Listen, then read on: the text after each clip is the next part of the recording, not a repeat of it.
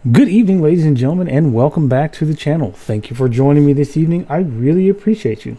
Tonight we're going to talk about a gentleman who, we're going to talk about fairness in the justice system and how our justice system explicitly caters to people that are not of color, Caucasians, white people, Anglo-Saxons, Aryans, European Americans, more so than it does people who are of African descent. And I want to give you two stories. One is a story of a man by the name of Mr. Browder. And Mr. Kalief Browder spent 3 years, over 1,000 days, imprisoned in New York, in Rikers Island, for a crime that he was never charged with, never got his day in court. He spent 2 years in solitary confinement. And when he was finally released, still without a trial, still without being charged, he ended up committing suicide. Now, he complained that he was wrongfully charged, wrongfully imprisoned, and he hadn't had a trial date, and he was never charged with a crime, but no one listened to him for over 1,000 days. And then when they finally released him, yes, he ended up killing himself in his parents' home. Then you have Mr. Richard Barnett, an insurrectionist, a traitor, a treasonous insurrectionist traitor to the country, break into the Capitol, break into the Speaker of the House's office, steal her personal items, including her mail, which is a felony. It's a federal crime to steal another person's mail. And they finally arrested him days, weeks, whatever later, and he's been imprisoned in jail, awaiting trial for about a month. And he has not stopped bitching about how hard it is and why is he being incarcerated and why is he not being released. He wants to go home because he wants his mommy. Mr. Browder died at his own hands because of how the justice system failed him because of the color of his skin. Mr. Barnett, who is still alive and it has a court date soon, actually not 1,000 days away, but soon, within the next month, and who has actually been charged with a crime, for the crimes that he has committed, and he is complaining that it's taking too long for him to go home and for him to go to court, which shows you how screwed up our justice system is. We will take people of color and we will tuck them away in holes forever for no reason whatsoever. Never ever telling them what crimes they've committed, when they're going to see a judge. Never anything about how their rights are being violated. And if it's ever brought up, it's, we didn't see anything wrong. Everything was done by the book. But when it comes to Mr. Barnett, because he's front page news all over the internet, crying about how he wants to get out and go to his mommy, well, he immediately gets a trial set. But Mr. Browder is dead.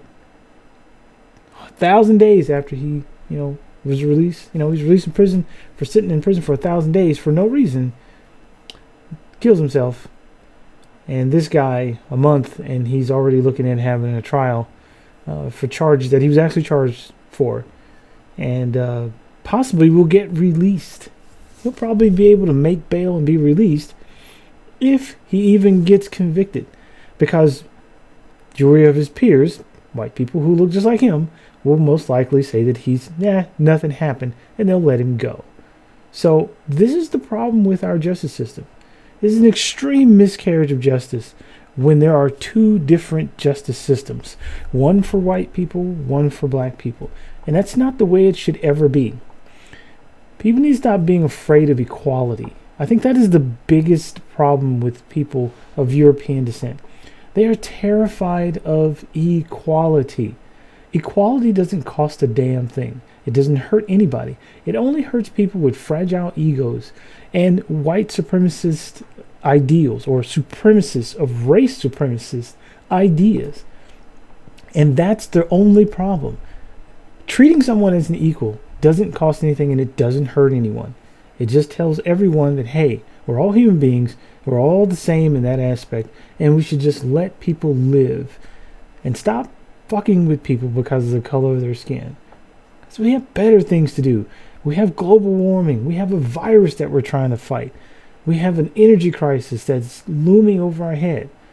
Our financial markets are shitting themselves because the rich keep ripping us off. We need to fix those things. That's what we need to fix and worry about instead of who to be racist against. Because it's not going to fix anything being a racist. Anyway, ladies and gentlemen, that's my short rant for the night. Please be safe out there. Don't forget, once again, COVID is still a thing. Please don't be like Texas and Mississippi. They are stupid and they are taking and setting us back for all the hard work that we have put in the healthcare profession of trying to eradicate this virus, and all the scientists who have worked hard and the drug companies have worked so hard, endless, tireless days and nights of trying to put this virus together and distribute it so that we can save people's lives. We have dumbasses in Texas and Mississippi stating that they're just going to open everything up so we can reinfect people all over again with the new, more potent and virulent strain of coronavirus that's out to kill even more people because stupid. Well, because money. So please don't be like them. Take care of yourselves. Wear a mask. Wash your hands. Don't forget social distancing. Take care of your families. Take care of yourselves, because I'm sure you don't want anyone else to do it. Because if you got a really hot girlfriend, there's always somebody willing to take care of her for you if your dumbass is dead, and vice versa. So have a great evening. Please be safe out there. Don't forget to take care of everyone. And by all means, ladies and gentlemen, please don't forget to be the best heathens that you can be. And have a good evening.